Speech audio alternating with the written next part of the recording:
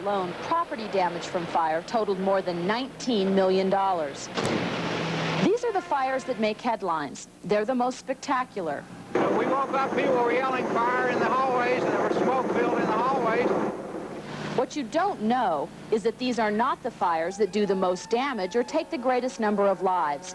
Most fires that take lives are home fires. In fact, most of the 32 Utahns who died in fire last year never made it past the front door. Fire experts tell us the earlier the warning, the greater the chance of reducing property damage, injury, and loss of life. What you don't know is almost half the time first warning of a fire comes from a smoke detector. Without a properly installed and operating smoke detector, you're 2.5 times more likely to die if a fire breaks out when you're asleep. You're 1.5 times more likely to be injured.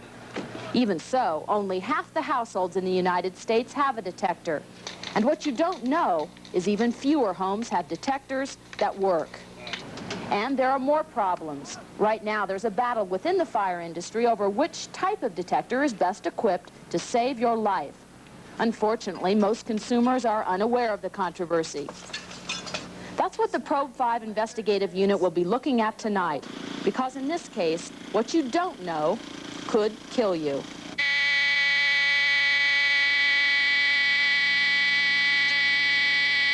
This is a special Probe 5 investigative report. Smoke detectors. What you don't know could kill you. Good evening. I'm Martha Jones. If you were to go shopping for smoke detectors, you'd find dozens of brands on the shelves. But as far as design goes, there are really only two types of detectors, photoelectric and ionization. Lately, there's a renewed interest over which smoke detector is best for your home.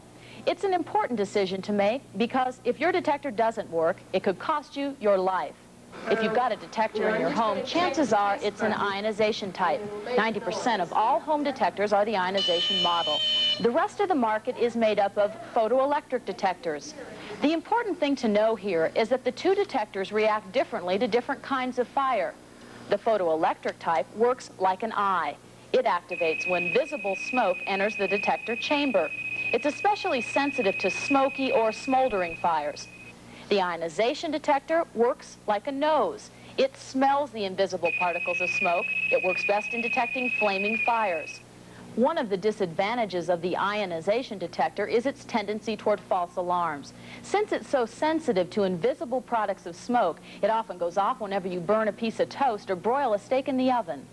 It creates a problem where they feel that the detector shouldn't be there. It's a hindrance rather than a help to them. And so I believe that that's really a public education effort to explain to the people the importance of that detector. The battle over which detector is the best for home use isn't new, but for political reasons, very few fire chiefs have publicly taken a stand one way or another. That changed a little over a year ago when a group of fire chiefs from all over the country published an article in this Fire Trade magazine.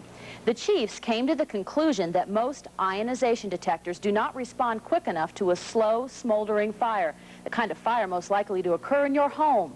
In fact, they said some of them might be so slow to activate, lives may be in danger.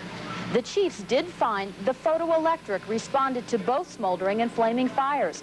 They said they were left with no other choice but to recommend the photoelectric detector as the best one for home use. The article was not without its detractors. Manufacturers of ionization detectors were quick to respond. They argued that the test results don't support the article's conclusions and that the ionization detectors do have a valuable place in home protection.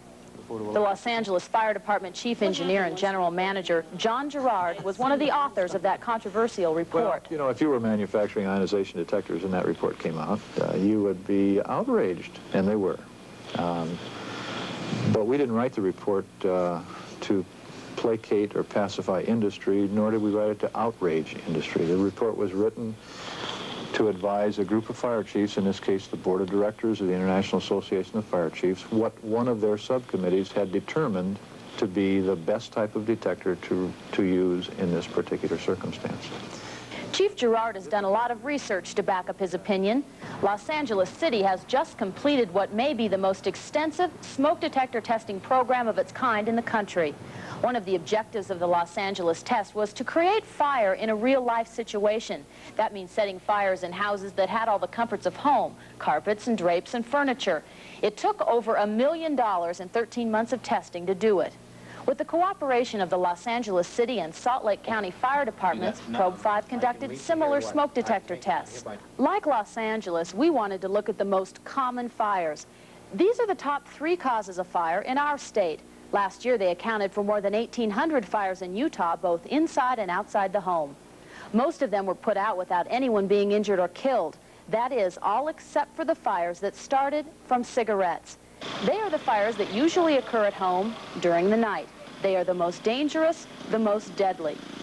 A cigarette that's dropped onto a mattress or into an upholstered chair or sofa is the leading cause of fire death nationwide. Any one of these killer fires could happen in your home. They happened in ours.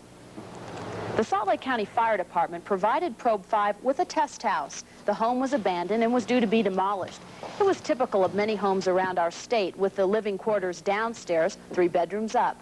The house was furnished and the closets filled with clothes. One warning: our tests were not designed to tell you which brand of detector is best. That's not what we're here for. Instead, they are intended to show you which design, photoelectric or ionization, responds quickest to certain types of house fires.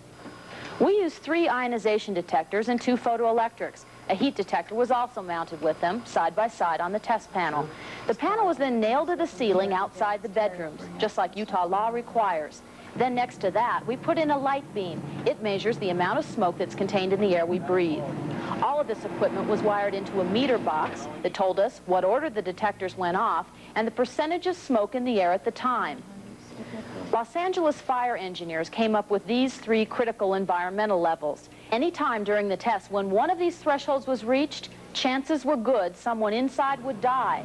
The smoke threshold is particularly important because most people who die in house fires die of smoke inhalation. They don't die from burns.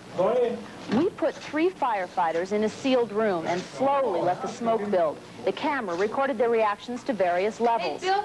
This is an idea of what it's like when the air is 9% smoke, just below that critical level. Remember, the camera penetrates smoke much better than the human eye. Visibility now looking across the room. Can you see fairly well, or is it pretty well obscured? Oh, we can see all right. I can't tell that cameraman's out of the window there or not. Yeah, it's getting that way. Smarts the eyes pretty good. We're going to get lower on the lungs. It'll definitely help you get lower. Well, I think we're past the point where anybody want to be in here. I've got in when it's been smokier in this. If you're coming out of the bedroom and you run into that much smoke in the hall, would you want to go through it? Fast. I'd probably go through it, Tom. But I think probably a normal person would start panicking.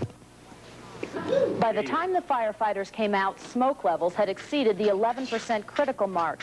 It was also above the standard set by Underwriters Laboratories. UL requires all smoke detectors to go off when smoke in the room reaches 7%. Since there weren't any detectors in this room, we couldn't tell if they would meet the UL standard. But when we tested smoke detectors in real-life situations, they sometimes fell short of the UL 7% standard. What's more, Los Angeles found them to fall short of their 11% threshold. In some cases, by the time the detectors sounded, you would have never heard them. You would be dead.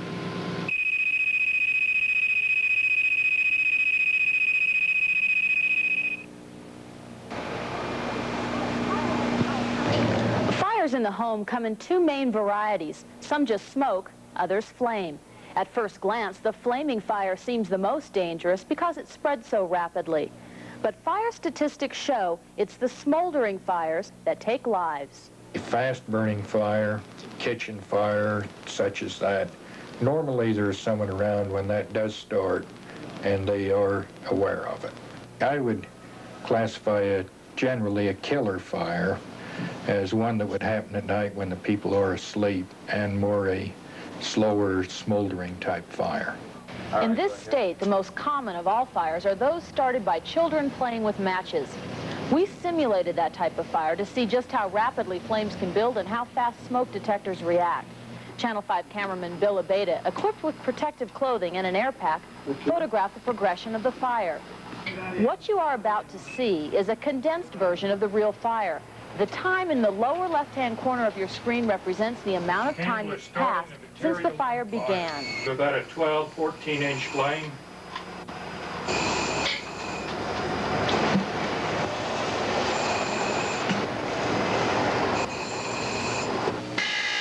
As expected, the ionization detectors sounded first.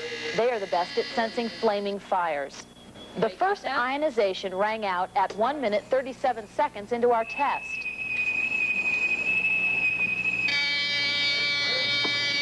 That's the photoelectric detector. It sounded 40 seconds after the first ionization.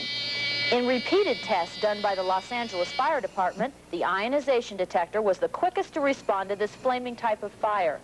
But even though the photoelectric was slower to respond, both detectors provided at least 2 minutes of escape time. But that wasn't the case when a smoky fire started in the very same bedroom. Showing a little more visible smoke. Can notice a little bit of odor of the smoke and a little bit in the eyes. The cigarette is burned approximately 2/3 the length. Charring still just following the edge of the burning portion. Definite increase in smoke. Smoke at 5-foot level is starting to burn the eyes a little bit.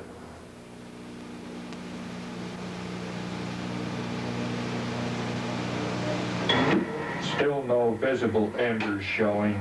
The burn pattern is increasing. Very strong to the eyes at the 5-foot level.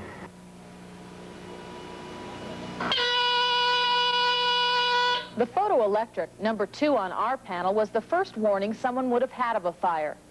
2 minutes later, another detector sounded. This time, it's an ionization detector. It will be the only ionization detector to sound in the next 26 minutes. If you happen to have this ionization detector, you're probably lucky. If yours is one of the other 2 on the panel, you might be in trouble. It wouldn't present too much problem to get out, but a person would have to know what they were doing. In a panic situation, they could be in trouble.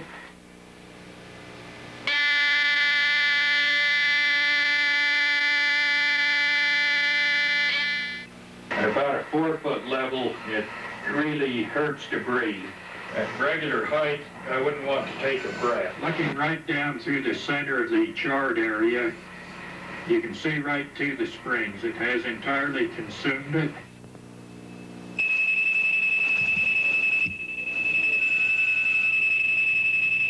There is still one ionization detector that has not gone off.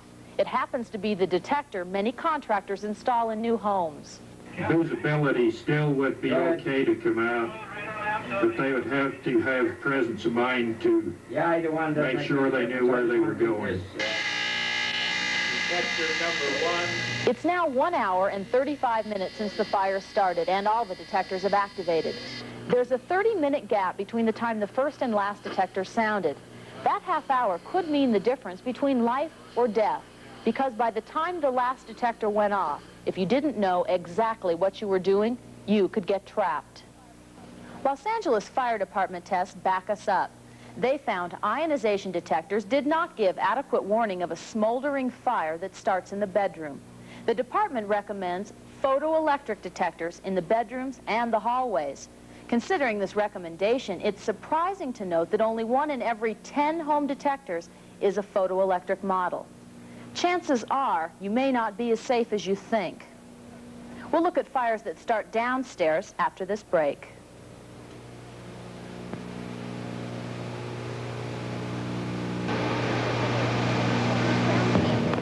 In our downstairs test, we used 2 smoke detector panels. One was in the living room, the other in the spot most people would have their detector, in the upstairs hallway. We wanted to see which detector, upstairs or down, would give us the earliest warning. Anyone who's spent much time in the kitchen has probably caught something on fire. Kitchen fires are usually put out by someone at home. But every once in a while, they get out of hand. Someone wanders away from whatever's cooking, and when they return, the fire is out of control. Ignition. Ignition. Make sure your clock's running. A smoke detector can give early warning of a fast-spreading kitchen fire. Have some grease burning in the pan. Flames just starting to extend above the ridge.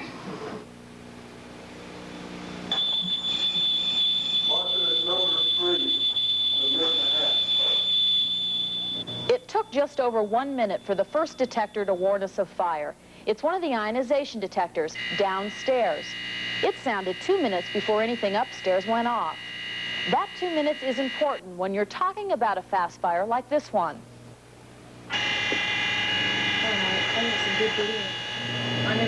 It's now 3.5 minutes into the test, and all the upstairs and downstairs ionization detectors have sounded. Not one photoelectric detector has gone off.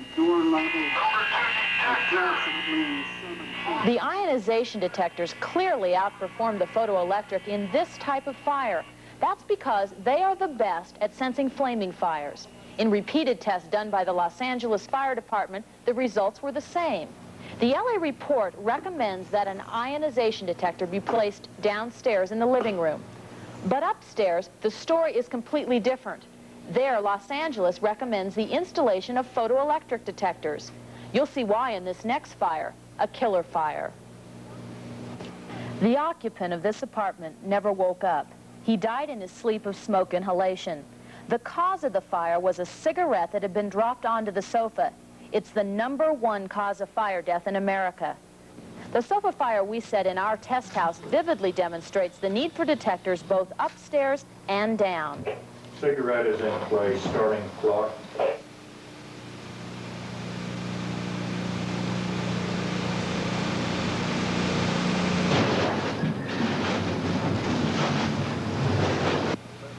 It's a little difficult to see through the room.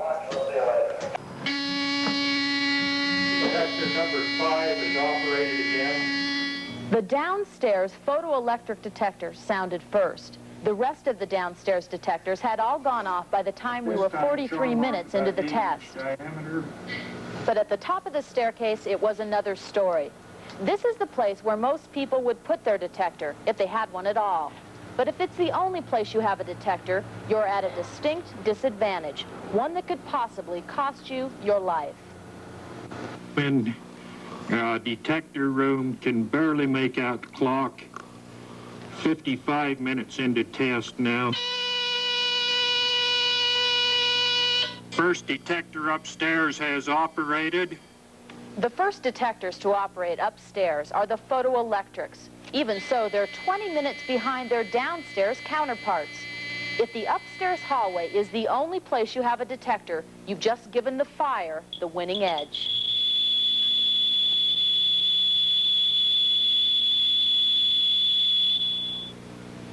At this time, escape from the upstairs could be made by keeping low into the kitchen area. The smoke has saturated the area, but a person could get out by staying low. At this time, I doubt a person would last much over a minute in this atmosphere.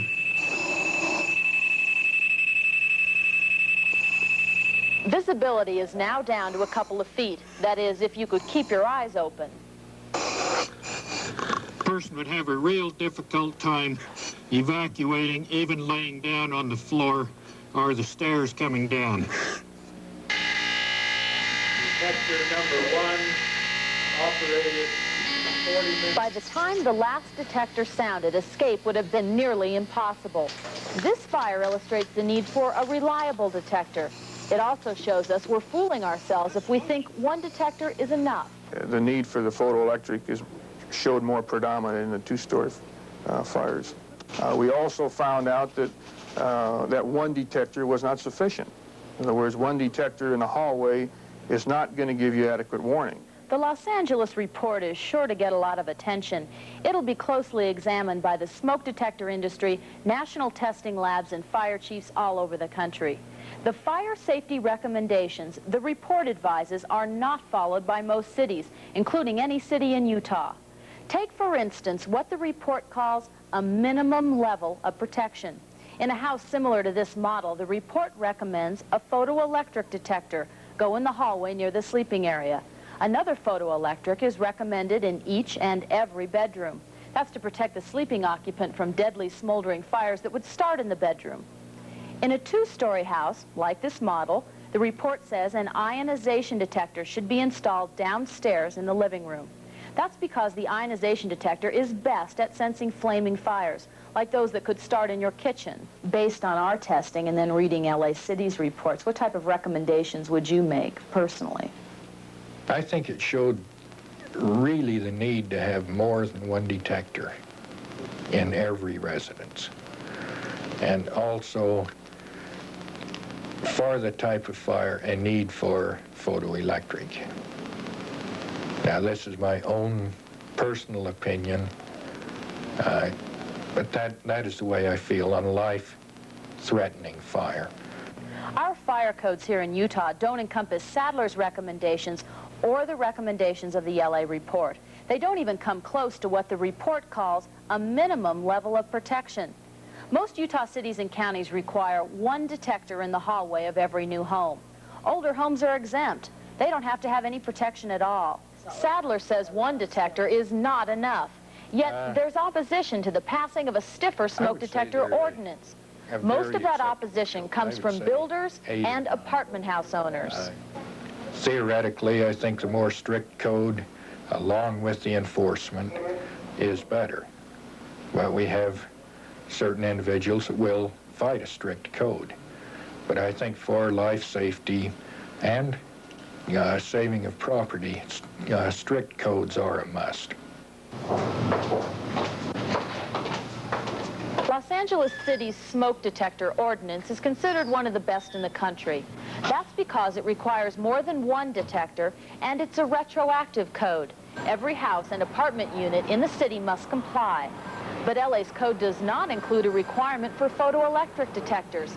That's the very recommendation its own fire department makes. Should a city be mandating one over another? I think it could be detrimental to mandate one or another because a few months down the road, one may prove to be a better detector than the other because of some state of the art, or somebody might come out with a detector that is better than both of them. So I don't necessarily feel that any one community should specify a particular type of detector. That's a big mistake. One community that did decide to take LA's report and put it into practice is the nearby beach town of Santa Monica. There, the city council mandated the use of photoelectric detectors. Based on research that has been conducted throughout the country, there has been significant evidence that the hardwire photoelectric detector, in terms of reliability and effectiveness, has been the best. And on the basis of that research and experience, we believe that it would be best for our community to make that part of the ordinance requiring the smoke detectors. Some cities think Santa Monica may have bitten off more than it can chew. They say when ionization manufacturers get wind of the new ordinance, there could be legal battles. The highest officer in the Los Angeles City Fire Department agrees. That's kind of what this controversy has raged over. What is the best? You know, us fire chiefs, we're like bureaucrats everywhere. You know, we'd like to have one thing to say. That's it.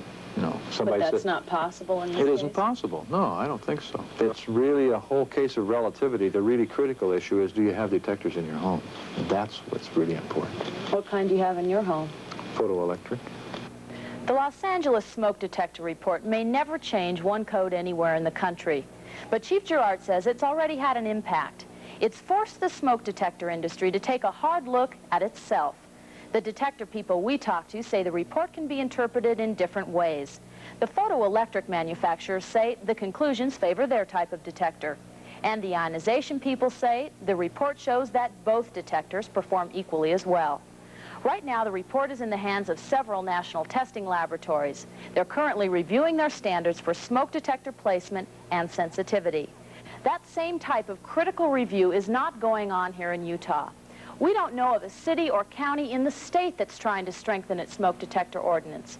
If you believe what Los Angeles and our own tests show, you know our smoke detector codes leave room for improvement. And it doesn't look like those codes will change in the near future. So the improvement is going to have to come from you and me. In this country, a person dies in a fire every hour and 20 minutes. If you don't protect yourself, you could be next. For the Probe 5 Investigative Unit, I'm Martha Jones.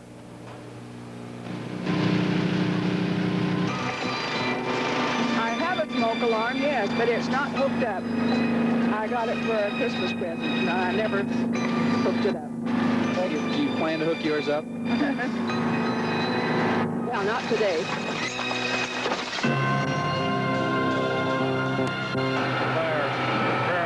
Started from a discarded cigarette that was smoldering on the couch for some time. Broke out into a fire this morning. So I got up and I opened the door and our hallway was filled with smoke. Oh, I didn't think we would make it.